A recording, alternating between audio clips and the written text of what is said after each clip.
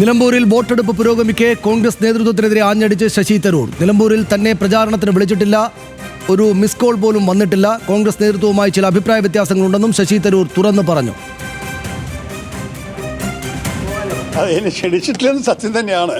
നിങ്ങൾക്കറിയാമല്ലോ, 16 ദിവസം ഞാൻ അന്താരാഷ്ട്രീയ ഒരു സഞ്ചാരത്തിലായിരുന്നു.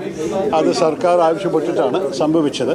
പക്ഷേ ആ സമയത്തും എനിക്കൊരു മിസ് കോളോ ഒരു ക്ഷണമോ ഒന്നും ഉണ്ടായിരുന്നില്ല തിരിച്ചു വന്ന ശേഷം കാണണമെന്ന്. അത് കഴിഞ്ഞിട്ട് ഞാൻ തിരിച്ചു വന്നപ്പോൾ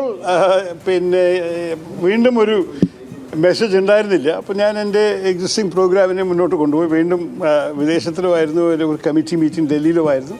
അതെല്ലാം കഴിഞ്ഞ് ഇന്നെത്തി വോട്ടിംഗ് ദിനം. ഇന്നലെ രാത്രി എത്തി, വോട്ടിംഗ് ദിനമാണ്.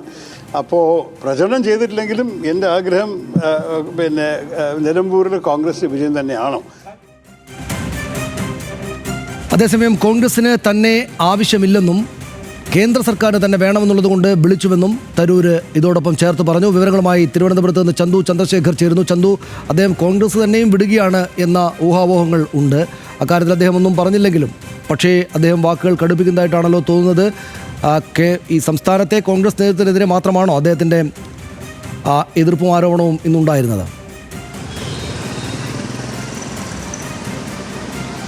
സനീഷ്, പ്രധാനമായും നിലമ്പൂർ ഉപതെരഞ്ഞെടുപ്പിൽ അദ്ദേഹത്തെ ക്ഷണിക്കാത്തതിൽ കടുത്ത അതൃപ്തി തന്നെയാണ് ശശി തരൂർ ഇപ്പോൾ പ്രകടമാക്കുന്നത്. കാരണം അദ്ദേഹം വിദേശത്തായിരുന്നു. വിദേശത്ത് നിന്ന് ഇവിടെ എത്തിയതിനു ശേഷം ഒരു മിസ് കോൾ പോലും തനിക്ക് എത്തിയിട്ടില്ല എന്ന് ശശി തരൂർ പറയുന്നു. ഇവിടെ എത്തിയതിനു ശേഷം ഈ പരിപാടികൾ സംഘടിപ്പിക്കുന്ന സംഘാടകർ ഈ ചുമതലയിലേക്ക് തന്നെ വിളിക്കുകയോ അത്തരത്തിൽ ബന്ധപ്പെടുകയോ ഒന്നും ചെയ്തിട്ടില്ല. എന്തായാലും തന്നെ അവിടെ ആവശ്യമില്ലായിരിക്കും എന്ന് തന്നെയാണ് ശശി തരൂർ അതൃപ്തി പരസ്യമാക്കുന്നത്. ഈ നേതൃത്വത്തോട്, അതായത് കോൺഗ്രസിനോട് ഒരു അഭിപ്രായ വ്യത്യാസം ആദ്യഘട്ടം മുതൽ ശശി തരൂർ പല കാര്യങ്ങളിലും പുലർത്തുന്നുണ്ട്. അത് കോൺഗ്രസുമായി വലിയ തരത്തിലുള്ള അഭിപ്രായ വ്യത്യാസങ്ങളിലേക്ക് പോയിട്ടുമുണ്ട്. ഏറ്റവും അവസാനം ഈ വിദേശത്തേക്ക് പോയ പ്രതിനിധി സംഘത്തിൽ കോൺഗ്രസ് തന്നെ പേര് നൽകിയിട്ടില്ല. പക്ഷേ സർക്കാർ ആവശ്യപ്പെട്ടത് പ്രകാരമാണ് താൻ പോയത് എന്നത് വസ്തുതാപരമാണ്. അത് രാജ്യത്തിന് വേണ്ടി താൻ മറ്റു രാഷ്ട്രീയങ്ങൾ അവിടെ മാറ്റിവെക്കുന്നു.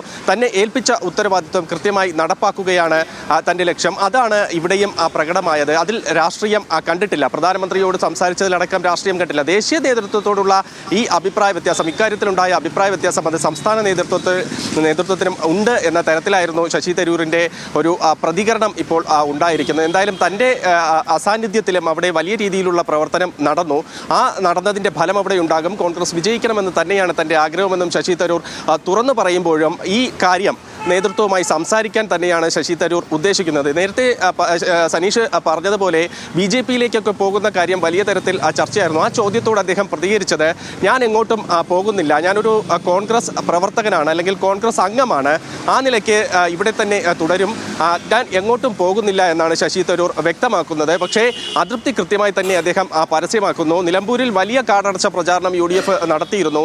പ്രിയങ്ക ഗാന്ധിയെ ഉൾപ്പെടെ ഇവിടെ കൊണ്ടുവരുന്നു. സംസ്ഥാനത്തെ എല്ലാ നേതാക്കളും അവിടെ തമ്പടിച്ച് പ്രചാരണം നടത്തുന്നു. പക്ഷേ വർക്കിംഗ് കമ്മിറ്റി അംഗമാണ്, ഒരു താര പ്രചാരകൻ കൂടിയാണ് ശശി തരൂർ. അദ്ദേഹത്തിൻ്റെ അസാന്നിധ്യം നിലമ്പൂരിൽ ശ്രദ്ധേയമായിരുന്നു. അത് തീർച്ചയായിട്ടും നേതൃത്വം വിളിക്കാത്തത് കൊണ്ട് തന്നെയാണ്, സംഘാടകർ വിളിക്കാത്തത് കൊണ്ട് തന്നെയാണ് പോകാത്തത് എന്നാണ് ശശി തരൂർ വ്യക്തമാക്കുന്നത്. ഈ പരിപാടികൾ സംഘടിപ്പിക്കുമ്പോൾ ആ സംഘാടകരാണ് സാധാരണ നേതാക്കളെ അറിയിക്കാറുള്ളത്. അത്തരത്തിൽ ഒരു അറിയിപ്പും തനിക്ക് ലഭിച്ചിട്ടില്ലെന്നും ശശി തരൂർ പങ്കുവയ്ക്കുന്നു. ശരി, നന്ദി ചന്തു വിവരങ്ങൾക്ക്.